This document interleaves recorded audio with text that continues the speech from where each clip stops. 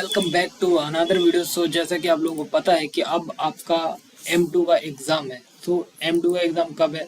आपका M2 का exam है 23 तारीख को, जो कि वेडनेसडे पड़ रहा है, एंड आज 16 तारीख है। तो आज से लेके 6 और 7 दिन का गैप है आपके पास, ठीक। बट अगर आपकी M1 में बैक है तो थोड़ा सा आपके लिए प्रॉब्लमेटिक है, बिकॉज आपको M1 का भी पेपर देना पड़ेगा एंड M2 का भी पेपर देना पड़ेगा। दैट्स वाई अब बात आती है कि भैया इम्पोर्टेंट चाहिए अपन को। सो भैया इम्पोर्टेंट वीडियो लेके आ गए हैं। सो ये RGPV M2 engineering M2 mathematics 2 के टॉप 20 क्वेश्चन होने वाले हैं, एंड कुछ यहाँ पे भी क्वेश्चन है। यहाँ पे देखो बेसिकली टॉपिक एंड क्वेश्चन मैं देने वाला हूँ। सो सारी चीज़ें अपन बात करेंगे, एक एक मिनट बात करेंगे और अच्छे से बात करेंगे, ठीक है। सो इंजीनियरिंग M2 सबसे पहले मैं बता दूं कि देखो भाई, इसको ध्यान से पढ़ना। अभी भी आपके पास 7 दिन है। ये वीडियो कल 17 तारीख को दोपहर में पब्लिश हो जाएगा। सो 17 तारीख को आप वीडियो देख पाएंगे ये। सो आपके पास 17/6/23, तो 5-6 दिन बचेंगे आपके पास। सो मेरी बात ध्यान से सुनना। देखो पेपर जो आ रहे हैं वो थोड़ा सा टफ आ रहे हैं, क्योंकि आप लोग थ्योरी के बेसिस पे जा रहे हो, ठीक है। सो इससे ये प्रिडिक्शन कर सकते हो कि आपका जो M2 का पेपर हो सकता है वो भी मे भी टफ आ सकता है। बट मैं ये नहीं बोला कि टफ ही आए, बट हो सकता है, प्रोबेबिलिटी है, क्योंकि आपने केमिस्ट्री का एग्जाम देखा ही हुआ है, ठीक है। सो अब बात कर लेते हैं कि अभी फिजिक्स का एग्जाम तो हुआ नहीं, क्योंकि फिजिक्स का एग्जाम तो 18 को है, आज 16 तारीख है। एंड इंजीनियरिंग केमिस्ट्री का एग्जाम तो थोड़ा सा टफ आया था, क्योंकि आपने न्यूमेरिकल पढ़े नहीं थे।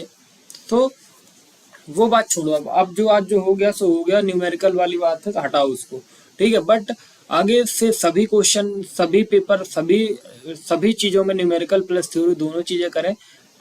ओनली थ्योरी के बेसिस पे मत जाएं। और खासकर एक चीज़ रिक्वेस्ट करना चाहूँगा हाथ जोड़ के, कि जो लोग ये बोलते हैं कि 8 क्वेश्चन पढ़ लो पास हो जाओगे, सो भाई उनकी वीडियो खासकर मत देखो, बस इतना ही बोलूँगा, ठीक। सो चलो वीडियो करते शुरू। तो सबसे पहला है यूनिट नंबर 1 में ऑर्डिनरी डिफरेंशियल इक्वेशन नंबर 1, ठीक है। यहाँ पे आप टाइप ऑफ फर्स्ट ऑर्डर मतलब थ्योरी के लिए कर सकते हो कि लिख सको कि हाँ भाई ये है। आप थ्योरी से भी पास कर हो सकते हो अगर आपको नहीं आता। आप लीनियर इक्वेशन क्या होता है, बर्नौली इक्वेशन क्या होता है, एग्जैक्ट एंड नॉन एग्जैक्ट, ये सब चीज़ें लिख सकते हो, थ्योरी भी पढ़ सकते हो आप। और देखो न्यूमेरिकल सॉल्व करो, अच्छी बात है, बट अगर थोड़ा सा थ्योरी भी लिख दोगे ना तो थोड़ा सा मतलब जो आपका वे ऑफ प्रेजेंटेशन होगा ना, तो वो सामने जो आपका चेकियर होगा, जो एग्जामिनर होगा, जो आपकी कॉपी चेक कर रहा होगा, उसको अच्छा आपका वे ऑफ प्रेजेंटेशन अच्छा लगेगा। So type of first order differential equation देखो। अब बात आती है, मैं पेन निकाल लूँ पहले। Linear, Bernoulli, exact and non exact के क्वेश्चन कर लेना। ऑर्थोगोनल ट्रेजेक्टरीज थोड़ा सा प्रॉब्लम हो जाती है। ट्रेजेक्टरीज ये इंपॉर्टेंट है। देखो ऑर्थोगोनल जो ट्रेजेक्टरीज है ये बहुत ज़्यादा इंपॉर्टेंट है। Example dy/dx plus py is equal to q। So ये चीज़ें कर लेना ध्यान से, ठीक है। एंड नेक्स्ट है जो हमारा ये ऑर्डिनरी डिफरेंशियल इक्वेशन नंबर 2, ठीक है। सो यहाँ पे क्या करना, higher order linear differential equation होती है। इसमें कॉचे यूलर्स इक्वेशन पढ़ना है आपको, particular integrals, PI and complementary function. So CF and PI पढ़ना, जैसे d² प्लस 3d प्लस 2, ये bracket close y is equal to e⁻x, ठीक है। सो CF पीआई निकालना भी अच्छे से सीख लेना भाई, ठीक है। फिर आता ordinary differential equation method. So variation of parameter भी कर लेना, बहुत इंपॉर्टेंट है। रिडक्शन ऑफ ऑर्डर कर लेना, ये भी बहुत ज़्यादा जरूरी है। And change of independent variable, ये भी बहुत ज़्यादा इंपॉर्टेंट है, ठीक है। And now next, so partial differential equation. देखो हम यूनिट 2 पे आ गए, एंड आपको पता भी नहीं चला होगा कि हम यूनिट नंबर 2 पे क्यों आ गए, ठीक है। Formation and classification of PDES मतलब partial differential equation, Lagrange partial differential equation, ये कर लेना। Separation of variable to solve partial differential equation, example del u upon del x plus del u upon del y is equal to 0। So भाई partial differential equation भी अच्छे से पढ़ लेना। फिर आता है यूनिट नंबर आपका 3, वेरिएबल कॉम्प्लेक्स वेरिएबल। सो इसमें analytics function and Cauchy Riemann equation करनी पड़ती है। कॉचे रीमान इक्वेशन बहुत इंपॉर्टेंट है, ये पेपर में आती है। Milne Thomson method, finding FZ, ये भी आता है, ठीक है। कंटूर्स इंटीग्रेशन बेसिक, ये भी भाई कर लेना, कंटूर इंटीग्रेशन भी आता है, ठीक है। एंड नाउ वेक्टर कैलकुलस, ये आपका यूनिट नंबर 4 है। सो इसमें क्या है, gradient, divergence, curl and definition, ये सारी चीजें कर लेना। मतलब ये बहुत ज्यादा इंपॉर्टेंट है क्योंकि पूछ ही लेता है। फिजिकल इंटरप्रिटेशन ये भी बहुत बढ़िया है, आता ही आता है। Example on gradient, divergence and curl F, ये सब कर लेना, ठीक है। नाउ अब नेक्स्ट यूनिट हमारा फोर्थ यूनिट है अभी। देखो Green's unit, Green's theorem in plane, Gauss divergence theorem, Stokes theorem. Example, apply Green's theorem to this P D x and Q D Y. So आप देखो ग्रीन्स थ्योरम कर लेना, Gauss theorem कर लेना, Gauss divergence theorem कर लेना, Stokes theorem कर लेना, ठीक है। एंड नाउ ये कुछ इंपॉर्टेंट टॉपिक्स हैं जो जिनको हम डिस्कस करेंगे नेक्स्ट पे, जो हमारा नेक्स्ट स्लाइड होगा। सो पहले अब एक मिनट, अब मैं इम्पोर्टेंट क्वेश्चन का जो मेरा स्लाइड है उसको निकाल लेता हूँ। सो देखो थोड़ा सा मैं इसको जूम करूंगा।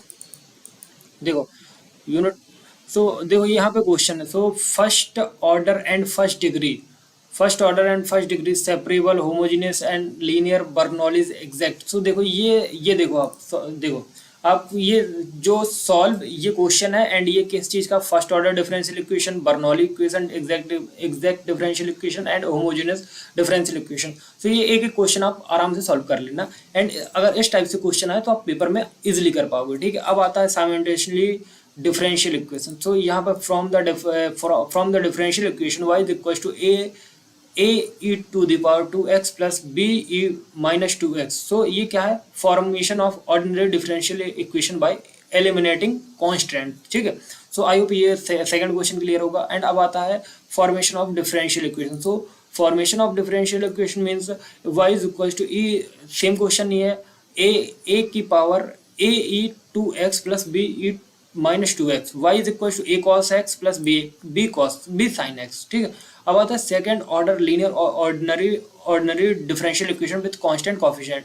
सो D square Y upon D X square minus five D Y upon D X plus six Y is equal to E raise to the power 2x। So D Y, so D square Y upon D X square plus 4dy upon D X plus 4y is equal to sine X. So ये important question हमने बहुत analyse करके and बहुत book को छानबीन के बनाए हैं भाई। तो इनको करना, क्योंकि अगर आपने ये कर लिए तो फिर जो कुछ भी आ जाए तो आप कर लोगे। Method of reduction of order. So ये क्वेश्चन है, आप लोग देख लीजिए, X square minus Y bracket close Y to the power, मतलब जैसे आपने ये पढ़ा ना, अगर 2 डैश है तो 2 बार डिफरेंशियल करना, एक बार है तो एक बार इंटीग्रेशन करना। तो 2 बार डैश है यहाँ पे एंड एक बार यहाँ पे है, तो 2x y dash plus 2y is equal to 0। फिर सेकंड क्वेश्चन क्या है हमारे पास, सेकंड है x square Y double dash plus minus 3x y dash plus 4y is equal to 0। Given क्या है, y1 कितना है हमारे पास, x दिया गया। अब आता कॉचे यूलर्स डिफरेंशियल इक्वेशन। तो यहाँ पे कॉचे यूलर्स डिफरेंशियल इक्वेशन के कुछ क्वेश्चन दिए गए, जैसे X square D square Y upon D X square and minus X D Y upon D X plus Y is equal to log X. And second question is X square Y double dash plus X Y single dash minus 16y is equal to 0। तो ये कर लेना। Method of variation of parameter. So देखो method of variation of parameter. So y double dash plus y is equal to sec x and y double dash plus 9y is equal to cot 3x, ठीक है। फिर आता है formal partial differential equation by eliminating constant function. So constant function, so z is equal to ax plus by plus ab। And second question है हमारे पास, z is equal to bracket x plus a का whole square plus y plus b का whole square. So ये question कर लीजिएगा। फिर 9 number पे हमारे पास क्या क्वेश्चन है, Lagrange linear first order partial derivation equation. So y z p plus x z p q is equal to x Y p plus q is equal to 0। So ये question कर लीजिएगा। फिर Charpit method आता है। So Charpit method z is equal to P X plus Q Y plus P Q P square plus Q square is equal to 1, ठीक है। फिर next question है हमारे पास, classification of non linear and non linear partial differential equation. तो P square plus Q square is equal to Z and Z is equal to F X plus Y plus gx minus z. So अब now the 12th question is analytic function and Cauchy-Riemann equation. So देखो question क्या है हमारे पास, so that fz is equal to z square is equal to x plus iy का whole square is analytic and verify that its real and imaginary parts are harmonic. ठीक है. And the second question is question number 2, test the function fz is equal to log z for analytics in the domain z does not is equal to 0. Find the harmonic conjugate using CR equation. तो मतलब Cauchy-Riemann equation. So I think आपको समझ गए होंगे. And now complex line integral and Cauchy integrals theorem. So ये समझिएगा आप. सो ये दो क्वेश्चन है एंड इनको आप अच्छे सॉल्व कर लेंगे तो ये इंटीग्रल्स थ्योरम आपसे बन जाएगी. ठीक है. एंड अब आता है हमारे पास poles, residue and residue theorem. So देखो पोल्स हो गया, रेसिड्यू हो गया and residue theorem. So find the residue fz is equal to e raised to the power z upon z minus 2 का whole square at z is equal to 2. Evaluate the contour integrals. Limit हमारे पास z is equal to 1 है. Sign मतलब z की value हमारे पास 1 है. Sine z upon z cube d z using reduce theorem. So residue theorem use करिए और उसको सॉल्व करिए. फिर आता definite real integrals using contours integration. So contours integration करना है आपको. तो यहाँ पे आपके पास क्वेश्चन है इंटीग्रेशन लिमिट माइनस इन्फिनिटी से प्लस इन्फिनिटी e की power i t x upon x square plus 1 d x using contours integration. फिर आता है use residue theorem to evaluate. So integration limit minus infinity से infinity x square upon x square plus a square का whole square d x. And now gradient and directional derivative. So यहाँ पर question है हमारे पास find the gradient of F x y z is equal to x square y plus y z cube and evaluate the directional derivative. P क्या है हमारे पास 1 2 1 in the direction of the vector A 2 minus 1 and 2. Same question यही है, calculate करना अपन को gradient. ये question number 2 है, आप लोग देख लीजिएगा. एंड अब 17 नंबर का क्वेश्चन क्या है, डाइवर्जेंस एंड कर्ल. सो क्या है given vector f is equal to x square y x y square z compute del dot f and del cross f. So divergence and curl दोनों find करना है. And second question ये है. And line integrals and Green's theorem. So देखो line integrals and Green's theorem में क्या है, evaluate the line integrals. ये आपको क्वेश्चन दिया गया है. एंड सर्कल की क्या है, x square plus y square is equal to 1. Same दूसरा क्वेश्चन है, इसमें अपन को ग्रीन्स थ्योरम का यूज करके अपन को फाइंड करना है. ठीक है. अब फिर आता है क्वेश्चन, आप अच्छे से देख लो एंड इनको सॉल्व करना. ठीक है. कोई भी प्रॉब्लम आए तो आप मेरे को बताना, मैं इनके सॉल्यूशन भी आपको दूंगा. ठीक है. Surface and volume integrals and Stokes theorem. तो ये apply Stokes theorem to evaluate surface integrals of curl F minus y x z over the portion of paraboloid z is equal to 4 minus x square minus y square above z is equal to 0. And second question ये है, surface integrals के बारे में है. मतलब दो बार differentiation, दो बार इंटीग्रल करो x square y d s over sphere of radius 2 using symmetry of divergence theorem. ठीक है. एंड नेक्स्ट क्वेश्चन है हमारा गॉस डाइवर्जेंस थ्योरम. तो गॉस डाइवर्जेंस थ्योरम के ऊपर ये दो क्वेश्चन है. Verify divergence theorem for F x y z over a cube bounded 0 less than equal to x y z less than equal to alpha या a मान सकते हो. Use Gauss theorem. Use Gauss theorem to compute the outward flux of F x cube y cube z cube through the sphere x square plus y square plus z square is equal to r square. So ये मेरे पूरे 20 important topics बता दिए मैंने आपको. Question बता दिए and topics तो मैंने पहले ही बता दिए. ठीक. तो ये मैंने टॉप 20 क्वेश्चन बताए हैं आपको. एंड यहाँ पे जो मैंने बताए थे ये क्या थे, ये टॉपिक बताए थे. ये टॉपिक कर लेना एंड जो मैंने क्वेश्चन बताए हैं वो कर लेना. एंड अब अपन अपनी स्लाइड में वापस आ जाते हैं. ठीक है.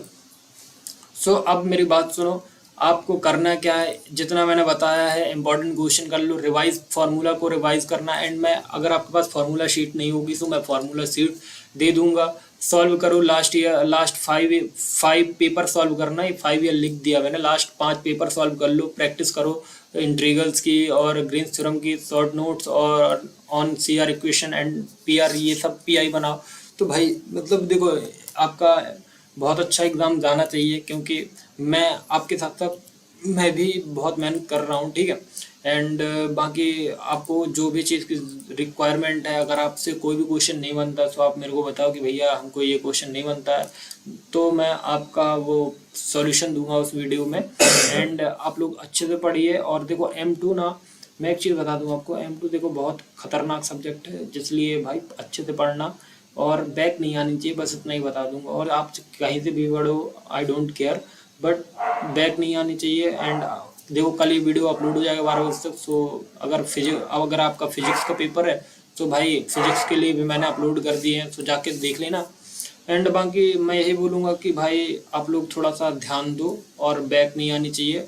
न्यूमेरिकल प्लस थ्योरी दोनों पढ़ो, क्योंकि थ्योरी से आप पास हो सकते हो, बट अगर आरजीपीवी ने थोड़ा सा दिमाग लगा दिया तो थोड़ा सा गेम बच सकता है। दैट्स वाई दोनों चीज़ें पढ़ो, मैथ मतलब थ्योरी भी पढ़ो, न्यूमेरिकल भी पढ़ो। और इंजीनियरिंग M2 का ऐसा है कि आप पेपर अच्छे से लिख के आइएगा, तो आपको अगर जो भी बने वो लिख के आना, एटलीस्ट लिख के आना। अगर न्यूमेरिकल नहीं बने तो थ्योरम लिख के आना, थ्योरम नहीं बने तो थ्योरी कुछ भी पढ़ के जाना, तो वो लिख के आना, बट लिख के आना अपन को। वो एक स्पेसिफिक वीडियो बनाऊंगा कि कैसे लिखना। सो बाकी वीडियो अगर अच्छा लगे सो मोटिवेशन के लिए एक लाइक कर देना, सब्सक्राइब कर देना और कमेंट कर देना, ठीक है। सो मिलते हैं नेक्स्ट वीडियो में, तो please do like, subscribe and